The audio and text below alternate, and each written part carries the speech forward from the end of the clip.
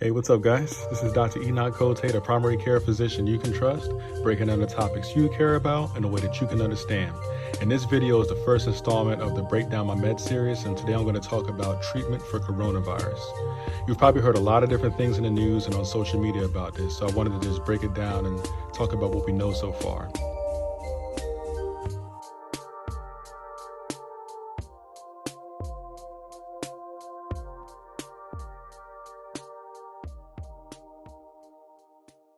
Hello everybody, welcome back to the channel. If you're joining us for the first time, I'm Dr. Kotei, a primary care physician. And on Trust PCP, what I do is I give breakdowns on relevant medical topics in the world of primary care. So if you haven't already, make sure you subscribe to the channel and hit that bell notification icon to stay up to date. So first, let's just talk generally about treatment for viruses. As you know, a lot of the viruses that cause respiratory infections and common colds, things of that nature, don't really have a specific treatment for them. What we usually do with these sicknesses is that we treat them supportively or symptomatically, meaning that we treat individual symptoms and give you things to just generally make you feel better. So if you have a fever, we give you something to bring your temperature down. If you have a cough, we give you a cough medicine. If you have body aches, we give you a pain reliever. If you're dehydrated, we tell you to drink water. If you're tired, we tell you to get some rest. These are some of the things that we're forced to do for COVID-19 for most people because we don't really have a defined treatment that has been proven to work on everybody. For those viruses that actually do have a treatment, the way that it usually works is that the medicine is trying to stop the virus from multiplying in the body. We hope that when we stop that process, we can shorten the amount of days that a person is sick for, and they can eventually get better. So for COVID-19, there have been a few drugs that have been under investigation. The first one we're going to talk about is Hydroxychloroquine. This is a medication that is mainly used for autoimmune conditions like lupus and rheumatoid arthritis because it works by decreasing inflammation, which is the main thing taking place in those type of conditions. This medication has been around for a long time and is a cheap generic. I've had hundreds of patients in my career that have been on this medication, and it usually works pretty well.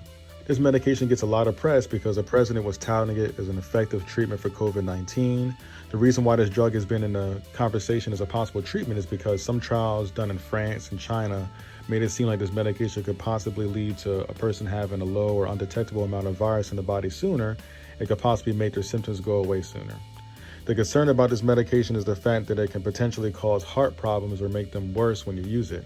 So if it is used for something like COVID-19, it could possibly cause more harm than good. And I don't want to bore you with too much data, but to simplify things, the evidence did not turn out to be very strong for hydroxychloroquine.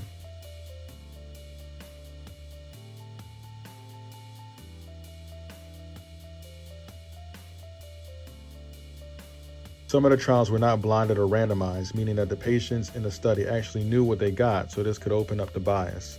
Also, one study didn't even have a real control group. And it turns out that there were not enough people in these trials to really make the data significant. I'll put it this way. If you have a small group of people over here with COVID-19 and you give them a drug, then you have a small that didn't get the drug, it doesn't mean that the drug works. It could just be a fluke or a coincidence. It should be noted that there are many anecdotes or individual stories and situations from both patients and doctors of this medication making a difference and helping someone get better with COVID-19. Each of those situations is a different one, and there were probably many other factors at play that affected the outcome. Other studies have since come out showing that people that receive this drug don't really do any better in general than people that don't get it. And for this reason, the National Institute of Health recommends against using this drug to treat COVID-19. Unfortunately, as a result of this drug being mentioned as a possible treatment for COVID-19, there have been national shortages of it that have negatively affected those with autoimmune conditions that really do need this medication and have chronically been taking it for years. Also, there have been reports of people hoarding the drug and even fatally overdosing on it in hopes that it can protect them or cure them of COVID-19 infection. So the next medication that we're going to break down is chloroquine.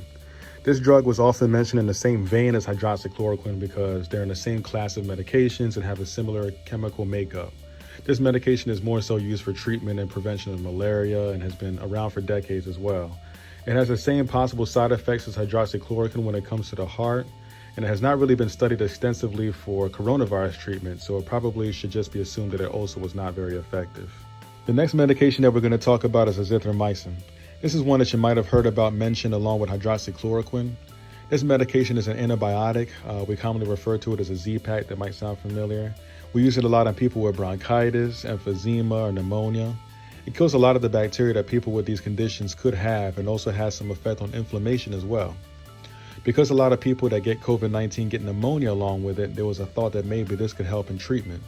The problem though is that this medication also has a possible side effect of heart problems, as it can disrupt the rhythm of the heart.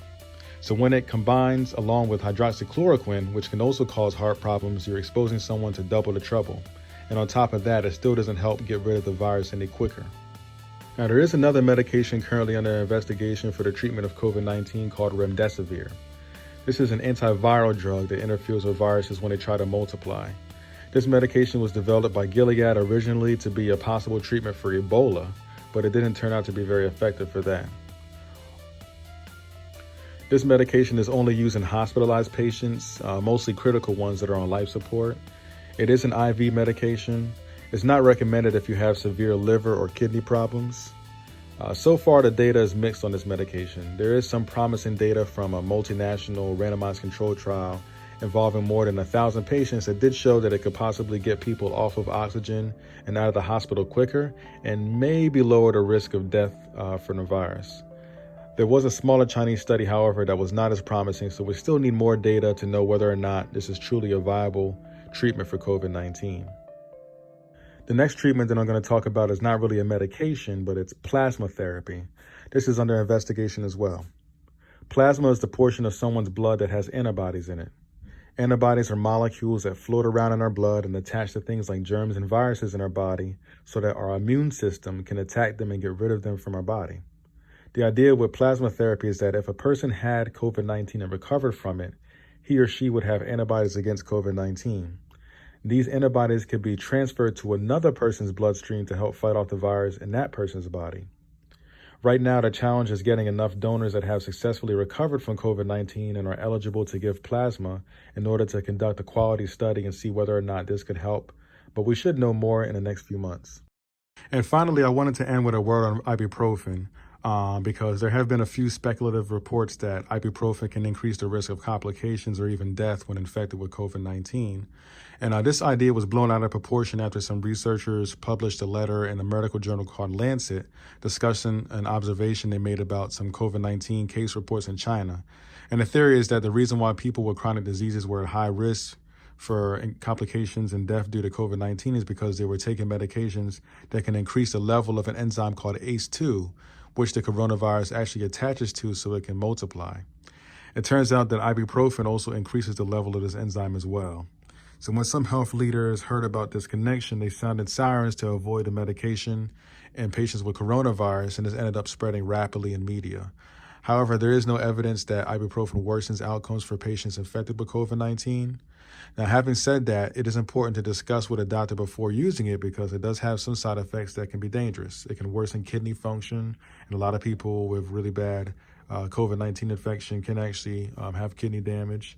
It raises blood pressure, and it places you at risk for ulcers. So it's not safe for everybody. It needs to be used on an individual basis. So anyway, that's all I got, guys. If you have any questions, please post them down below. And remember to subscribe to Trust PCP. Thank you for watching, and peace out.